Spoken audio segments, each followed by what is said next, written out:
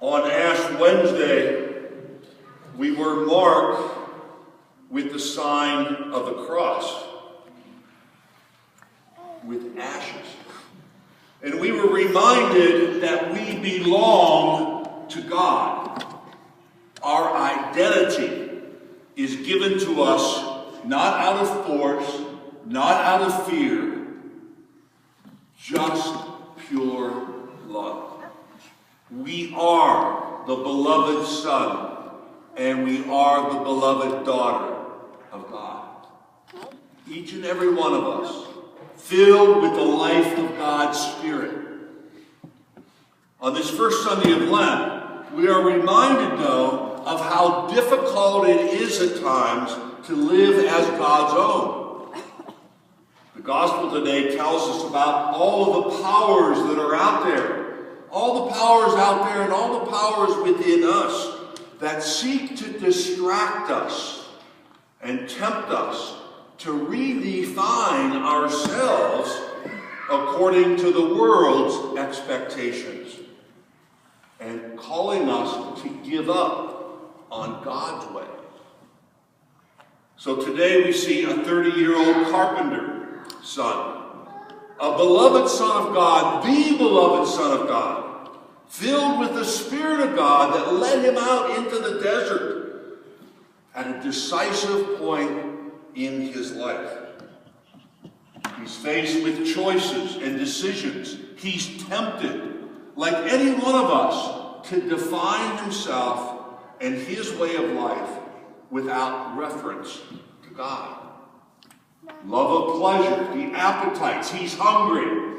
Think of the appetites that we have, all the different appetites that tempt us.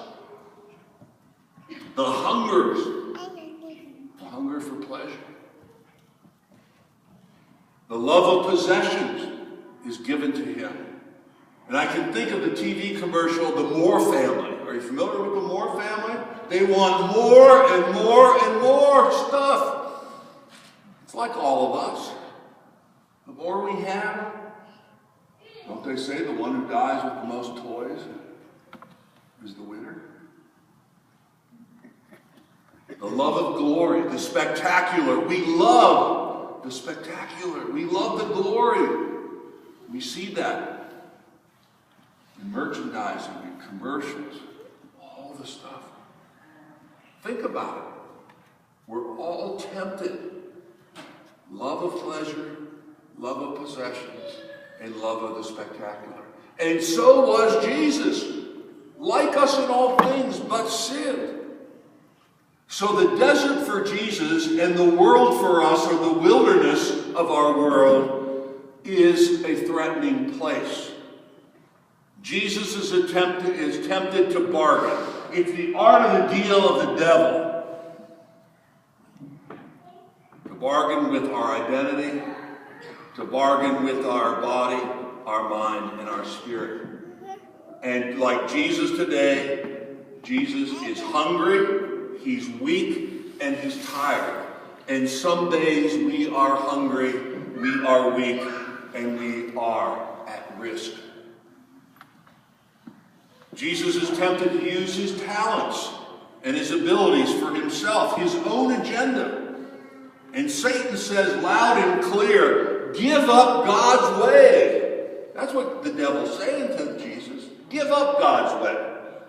And we know what that's like. But we don't shake our fist at God and say, no, I'm not going to do this. We're much more subtle, aren't we? We have a much more subtle way of saying no. We just say, I'll do it my way. How often do we choose a less challenging way, a less responsible way, a less loving way? It's so tempting to divine our character and our way of life without any reference to God. The reality is that we are tempted to choose something less. It appears good. It appears. But it's an illusion. Now, what are the consequences of our choices in the real world. Think of the hurt, the dejection, the reality of the consequences of our choices and decisions, not just for ourselves, but think of what those decisions and choices have in terms of our families, our spouses, those we love, and our friends. We're tempted to define ourselves by what works in this real world. And one thing we know is that the cross does not seem to work in this world. Sacrifice, love, mercy, and compassion don't seem to work in this world, in the real world. So the desert is a place of decision for Jesus, but these 40 days of Lent are a time of decision for each of us.